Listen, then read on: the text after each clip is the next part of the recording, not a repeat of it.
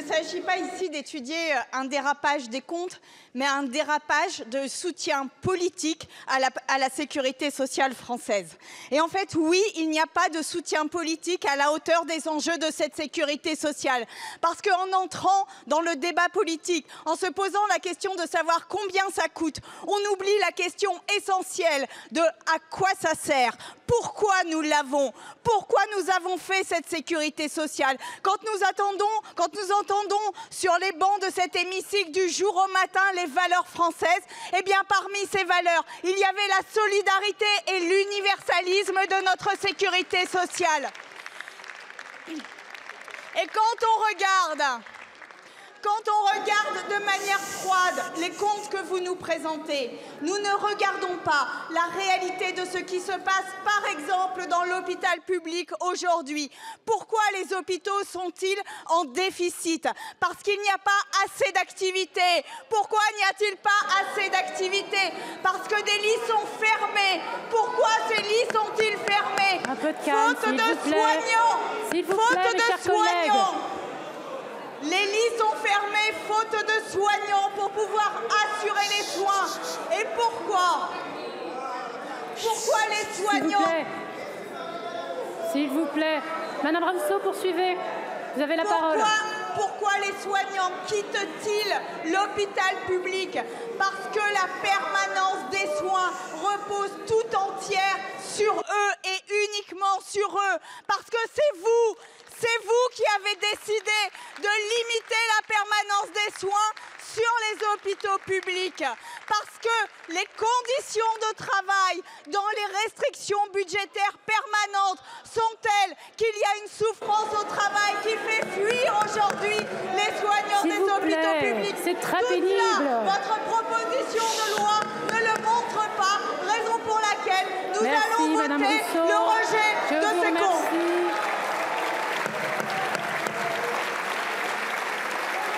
On écoute des choses quand même surprenantes dans cet hémicycle.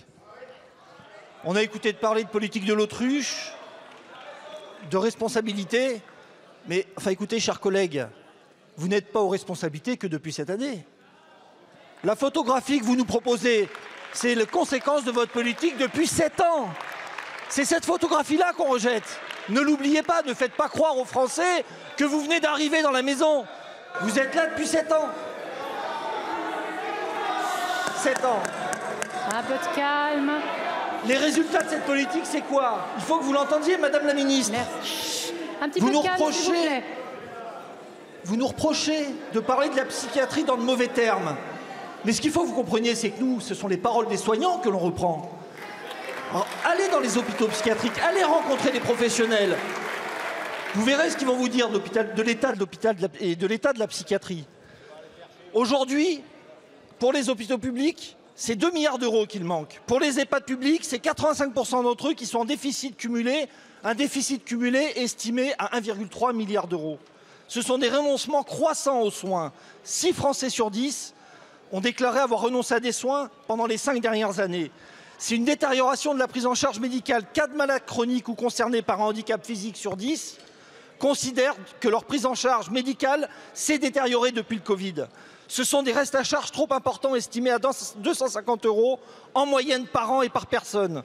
Les restes à charge varient considérablement d'un patient à l'autre, jusqu'à 840 € par an.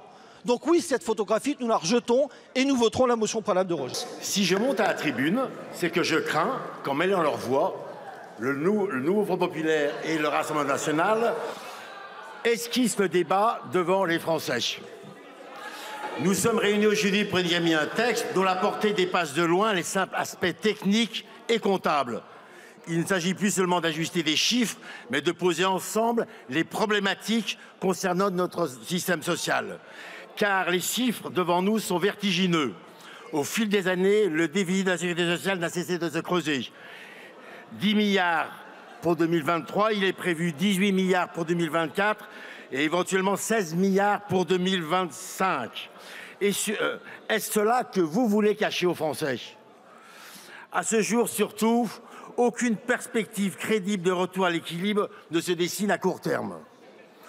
Nous sommes tous d'accord, quels que soient nos groupes, pour la nécessité de rétablir l'équilibre des comptes par la maîtrise des dépenses, par des financements adaptés. Comment améliorer la situation? Le projet de loi que nous examinons actuellement est comme un thermomètre. Rejeter ce texte, ce serait refuser le thermomètre, ce serait refuser de voir que notre modèle social est malade. La situation est là devant nous, sans filtre. Ce n'est pas en faisant la politique de l'autruche que la situation s'améliorera.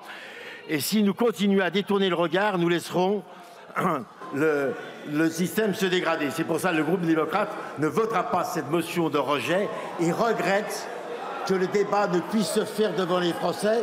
De quoi avez-vous peur pour voter cette motion de rejet? Je prends la parole aujourd'hui pour dénoncer ce projet de loi d'approbation des comptes de la sécurité sociale qui n'est rien de moins qu'un nouveau coup porté à notre modèle social et qui reflète parfaitement la logique macroniste. Une politique au service des plus riches, toujours sur le dos des travailleurs et des plus précaires.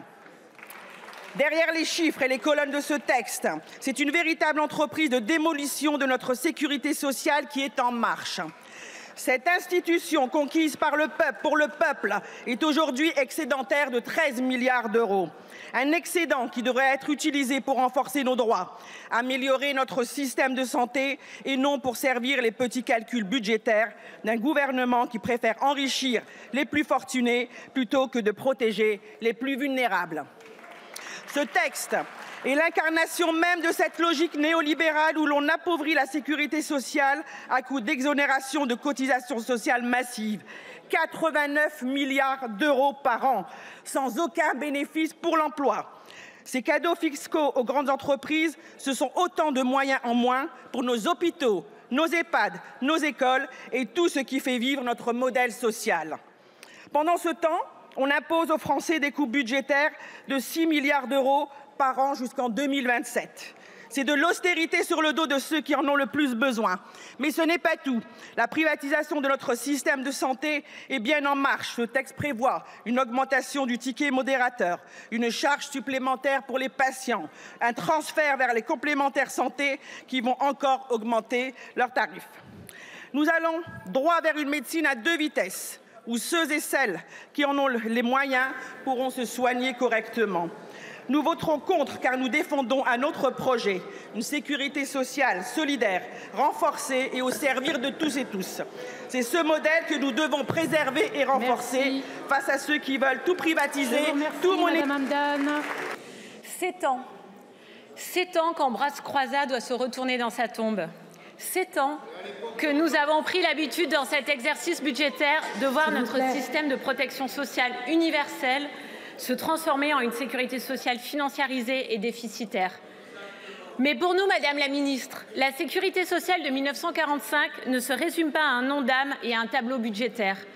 La sécurité sociale, c'est cette promesse républicaine, celle d'être soignée en fonction de ses besoins et non de ses moyens.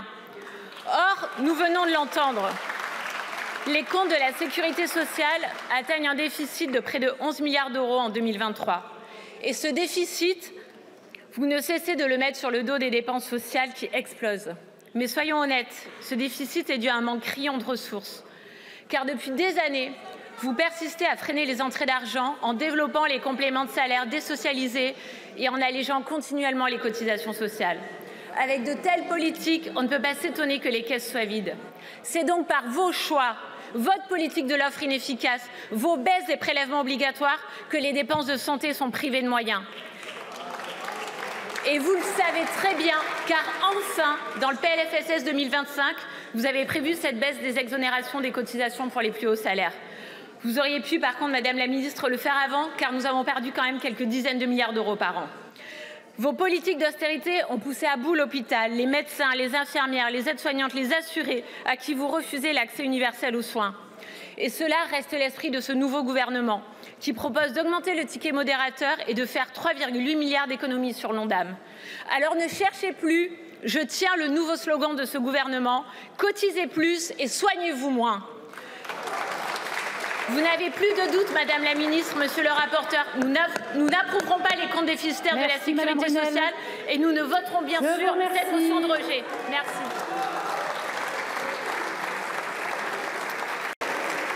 Il n'y a plus d'explication de vote. Je mets donc aux voix par scrutin public la motion de rejet préalable. Le scrutin est ouvert.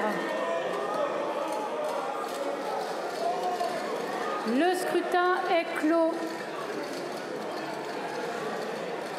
Résultat du scrutin. Votant 353, exprimé 352, majorité 177, pour 235 contre 117. L'Assemblée nationale a donc adopté le texte est donc rejeté.